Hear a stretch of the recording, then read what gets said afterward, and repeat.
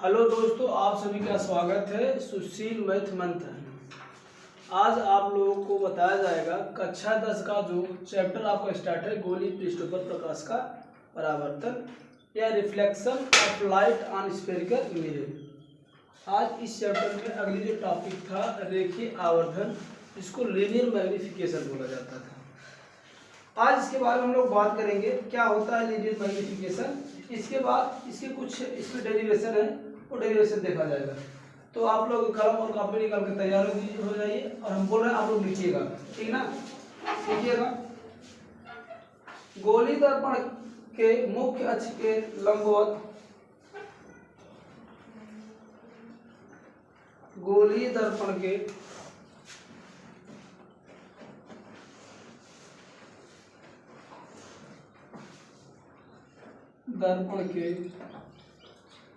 मुख्य अक्ष के लंबवत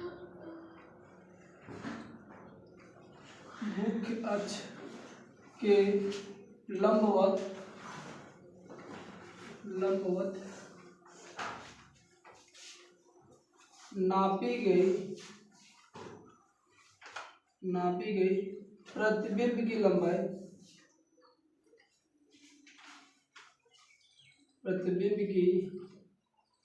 लंबाई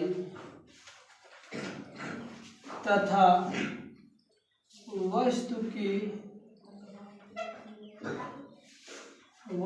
लंबाई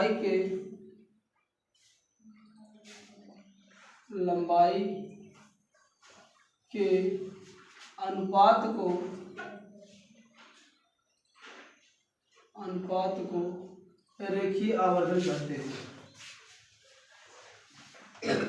रेखीय आवर्धन कहते हैं।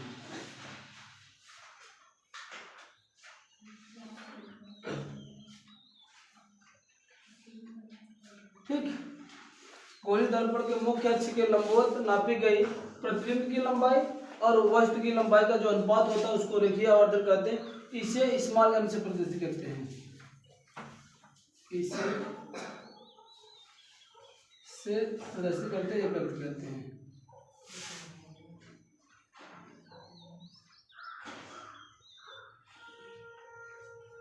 ठीक,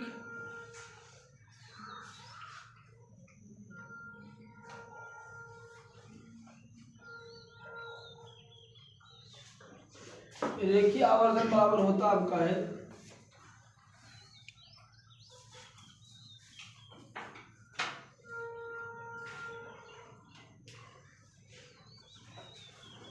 आवर्धन बराबर होता है, इसको m से डिनोट करते हैं। m इज इक्वल टू प्रतिबिंब की लंबाई, अगर हम प्रतिबिंब की लंबाई h माने, यहाँ पर प्रतिबिंब की लंबाई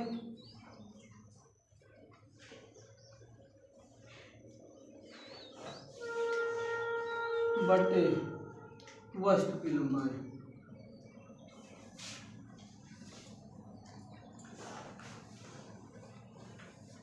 ठीक।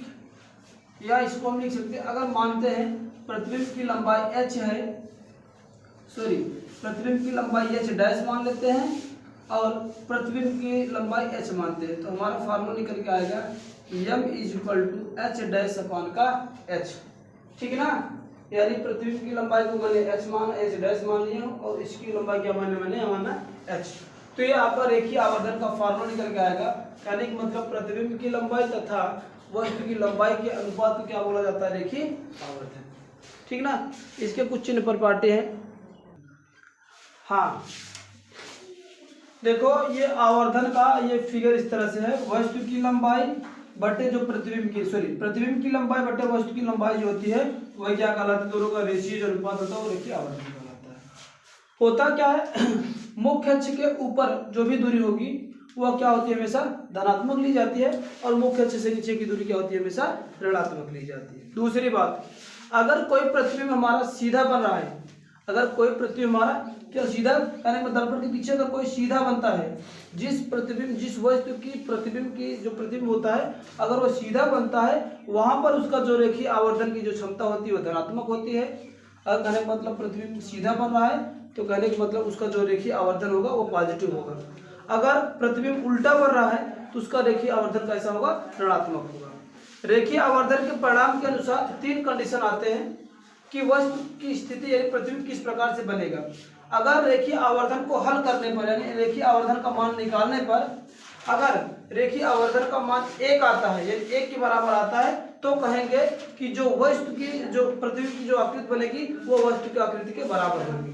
कहने का मतलब जितना बड़ी वस्तु ये रखी जाएगी उतनी बड़ी वस्तु बनेगी। कब? जब रेखीय आवर्धन का मान कब कितना हो, 1 के बराबर हो। कितने के बराबर हो? 1 के। दूसरी कंडीशन ये आती है अगर रेखीय आवर्धन को हल करने पर रेखीय आवर्धन का मान अगर 1 से छोटा आ रहा है ना, अगर 1 से छोटा आएगा तो वस्तु का आकार क्या हो जाएगा, जो प्रतिबिंब का आकार होगा वस्तु के आकार से क्या होगा, छोटा रहेगा। और थर्ड कंडीशन बनता है कि यदि रेखीय आवर्धन का मान 1 से बड़ा आता है तो कहने का मतलब जो प्रतिबिंब बनेगा वह भी क्या होगा, वस्तु से बड़ा होगा। ये 3 कंडीशन यहाँ से आएंगे। ये चीज आपको ये जानना है कि बड़ा कब होगा, छोटा कब होगा। जब रेखीय आवर्धन दिया रहे तो आप वहां से देख सकते हैं कि प्रतिबिंब वस्तु से बड़ा होगा, छोटा होगा कि बराबर होगा, ठीक है ना। और ये चिन्ह पर बाटे आपको तो जानना ही है, जानना ही बहुत जरूरी होता है। अगर मुख्य अक्ष से कोई भी ऊपर है तो दूरी हमेशा धनात्मक होती है, मुख्य अक्ष से क्या होती नीचे होगा वो दूरी हमेशा ऋणात्मक होगी। अगर कहने का मतलब प्रतिबिंब सीधा बन रहा है तो रेखीय आवर्धन धनात्मक होगा, और प्रतिबिंब अगर उल्टा बन रहा है तो कहने का मतलब रेखीय आवर्धन कैसा होगा, ऋणात्मक होगा। यह चीज आपको यहाँ कंसेप्ट इतना जानना है। अब इसके बाद हम लोग बात करेंगे कि होता क्या है रेखीय आवर्धन का फार्मूला। हाँ, रेखीय आवर्धन के लिए सूत्र का निगमन क्या है, derivation of the linear magnification of the formula. यानी कहेंगे रेखीय आवर्धन के सूत्र का निगमन किस तरह से किया जाएगा। डायग्राम इस तरह से बना लेंगे कि मेरे पास एक अवतल दर्पण है जो M1 M2 होगा, जिसका जो है कि ध्रुव P होगा, फोकस F होगा और वक्रता केंद्र क्या है, C है। फिर क्या होगा आपका ए, ये जो है कि मुख्य अक्ष है, मुख्य अक्ष के सामने कहीं पर भी एक वस्तु ए भी रखी गई है और इसका प्रतिबिंब बी डैश पे ए डैश बी डैश बन रहा है, उल्टा तथा वास्तविक बन रहा है। इतना चीज आपको लिखना है, ठीक ना। तो यहाँ पर लिखेंगे माना, हाँ कलम और कॉपी निकालने भैया और लिखना शुरू करो। माना, मैं बोलता चलो आप लोग लिखते चलो। माना M1 और M2, M1 M2 एक अवतल दर्पण कह लो या केवल कह लो दर्पण है, क्योंकि दोनों में यही बनेगा। तो अवतल फिगर में बना है, अवतल दर्पण लिख दे रहा हूँ, अवतल दर्पण है, ठीक। जिसका या जिसके P ध्रुव या जिसका ध्रुव P लिख देते हैं, ध्रुव P कामा फोकस F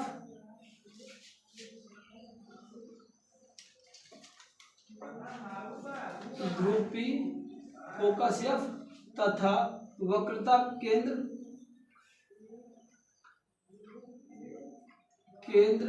C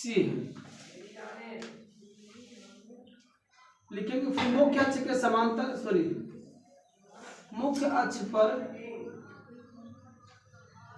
एक वस्तु ए भी रखी गई है, मुख्य अक्ष पर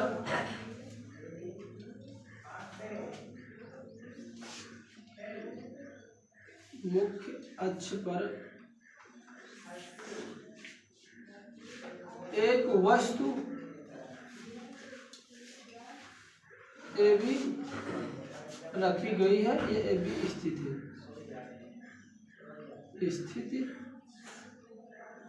है, ठीक। लिखेंगे जिसका प्रतिबिंब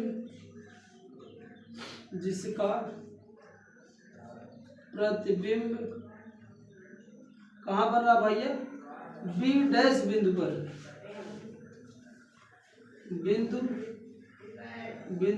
पर कौन सा इमेज है, ए डैश बी डैश कैसा है, उल्टा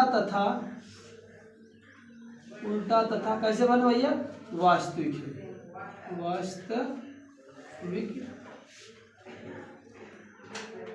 बनता है। इतनी कहानी तो आप बाय द रफ में बहुत साथ में इतना तो आप लोग लिख ही लोगे, ठीक ना। वास्तविक प्रतिबिंब ए डैश बी डैश बनता है, या बिंदु पर ए डैश बी डैश उल्टा साथ साथ वास्तविक प्रतिबिंब बनेगा।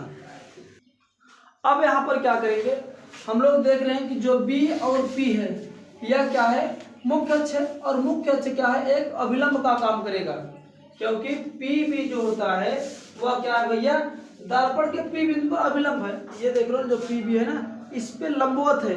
जब ये लंबवत इस पे है तो सीधी सी बात कहने का मतलब यहाँ पर ये जो बनेगा कोण, यानी ये वाली किरण क्या करेगा, यहाँ पर अपवर्तन कोण का फॉलो करेगा, अपवर्तन कोण। जब ये अभिलंब हो जाएगा तो ये वाला कोण यानी आपतित किरण और परावर्तित किरण, कहने का मतलब कोण ए पी बी बराबर जो होता है कोण किसके कहले, बी पी ए डैश होगा। क्यों, क्योंकि भैया परावर्तन कोण आपस में बराबर होते हैं। आपतित किरण के साथ बना कोण तथा परावर्तित किरण के साथ बना कोण जो होता है भैया आपस में बराबर होता है। कहने का मतलब आपतित किरण और अभिलंब के बीच बना कोण, फिर अभिलंब तथा परावर्तित कोण के बीच बना कोण आपस में बराबर होता है। ये तो परावर्तन का नियम है। तो यहाँ पर थोड़ा सा लिख लेंगे, चूंकि लिख लो आप लोग, चूंकि बीपी, यही बीपी चूंकि बीपी दर्पण के बिंदु पी पर अभिलंब है ना, दर्पण के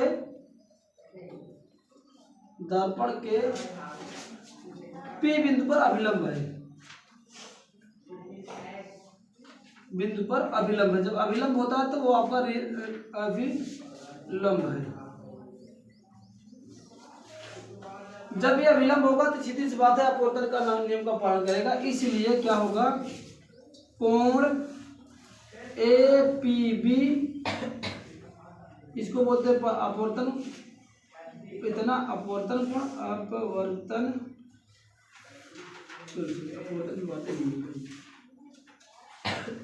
आपतन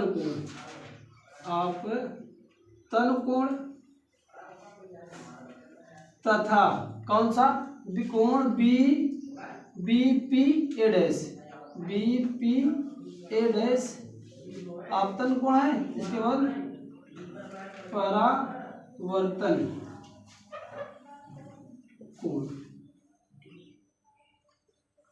तो भैया आपतन कोण और परावर्तन कोण है। जब आपतन कोण और परावर्तन कोण है तो कहने का मतलब ये दोनों आपस में बराबर होंगे। तो इसको ऐसे लिख सकते हैं, क्या लिख सकते हैं, कोण ए पी बी बराबर कोण हो जाएगा बी, या ऐसे कर देते ए डैश पी बी, है ना। कहाँ से, परावर्तन के नियम से।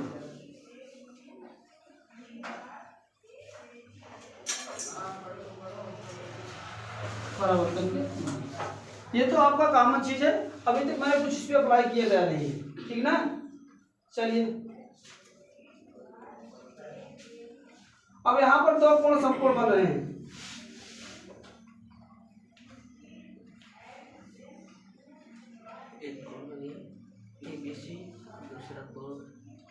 ये वाला भाई यहाँ पर वस्तु रखी गई, ये वाला कोण, और दूसरा आपका ये बनेगा, ठीक ना। ये कहने का मतलब एक कोण ये है पूरा हमारा पी तक, दूसरा कोण क्या बनेगा, ए डैश बी डैश पी तक। तो लिखेंगे यहाँ पर, अगर लिखना चाहते लिख लो क्या, कोण ए बी पी बराबर कौन सा, ए डैश कोण ए डैश बी डैश पी क्या है भैया, समकोण है, समकोण।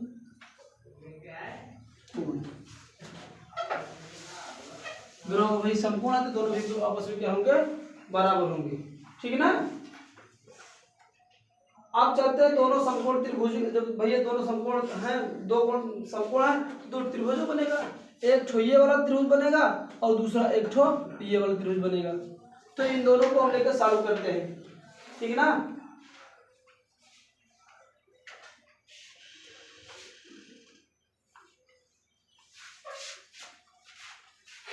ये दोनों को ले त्रिभुज, इसलिए त्रिभुज ए बी पी, त्रिभुज ए बी पी तथा दूसरा त्रिभुज ये त्रिभुज A dash B dash P, A dash B dash P. P समकोणिक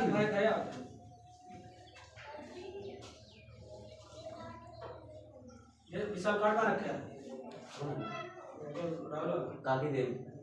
काकी पता दे, ठीक ना। तो इन दोनों त्रिभुज में क्या होता है, इसका लंब जो होगा यानी ए बी बटे ए डैश बी डैश, यानी इसका लंब बटे इसका लंब होता है बराबर इसका आधार बटे इसका आधार। तो क्या हो जाएगा भैया, बी पी बटे बी डैश पी, है ना।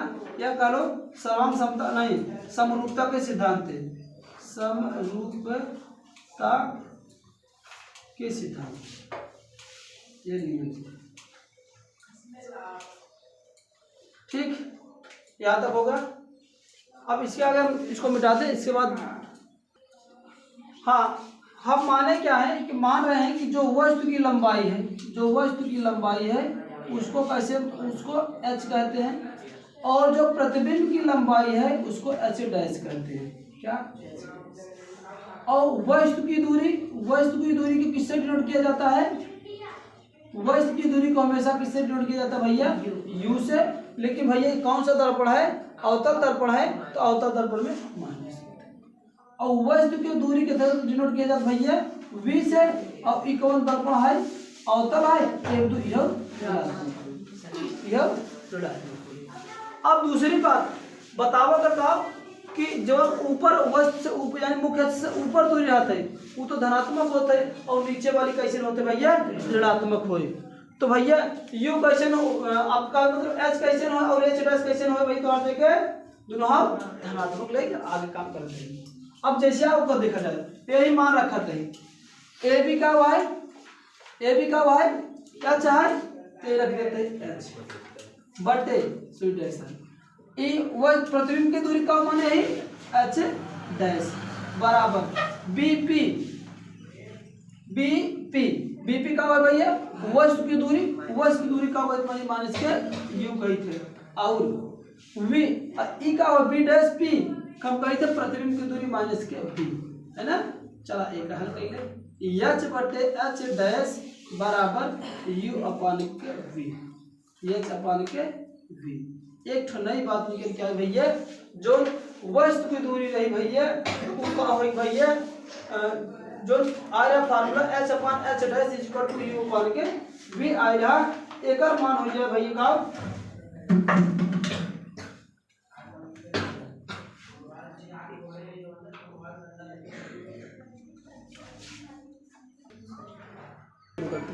हाँ ये भैया ये जो है कि ऊपर के डायरेक्शन में है तो वस्तु की जो लंबाई होगी वो धनात्मक होगी, और ये प्रतिबिंब नीचे की तरफ बढ़ रहा है तो प्रतिबिंब दूरी कैसी होगी, ऋणात्मक। तो यहाँ पर -1 होगा, इसको समीकरण 1 था भाई, भूल गए थे ना, ये -1 हो गया। तो ये आ जाएगा आपका माइनस का इतना बटे इतना, ये माइनस रिप्लेस कर दो, दोनों साइड गुणा कर दो, तो आ जाए क्या एच अपान का एच अपान का एच डैश बराबर क्या हो जाएगा यू अपान का। अब हम लोग सूत्र क्या जानते थे, यम बराबर हमें मिला क्या था एच डैश अपान का एच, यही मिला था रेखीय आवर्धन, है ना। अब इसको उलट दो तो यहाँ से अगर मैं इसकी वैल्यू निकालना चाहूँ तो ये आ जाएगा यम बराबर क्या होता है, ये वी ऊपर हो जाएगा और एच क्या यू नीचे हो जाएगा, और इसको एच डैश बटे एच। ये रेखीय आवर्धन का सूत्र आपको आएगा कि u अपान का v v अपान का u आएगा, ठीक ना। सही बोलो हाँ भैया, ये आपका याद आएगा, यहाँ पर माइनस साइन लगेगा क्योंकि एक माइनस था, माइनस का गुणा किया तो H upon H dash equal to minus का u अपान का v हो जाएगा। इसका मान समीकरण हम किसमें रख दे रहे भैया, ये जो हमें रेखीय आवर्धन का मिला था, है ना। तो m बराबर एच डैश अपान एच होता था, तो m बराबर क्या हो जाएगा, रेखीय आवर्धन बराबर होता है एच अपान एच डैश बराबर माइनस यू अपान वी होगा, तो एच डैश अपान एच बराबर क्या हो जाएगा माइनस के वी अपान का यू हो जाएगा। तो यहाँ से निकल का आएगा एम बराबर क्या हो जाएगा माइनस का यू अपान का वी हो जाएगा। ये है उत्तल दर्पण के लिए भैया, यही कंडीशन पूरा होता है, देखिए आवर्धन का सूत्र यही होता है।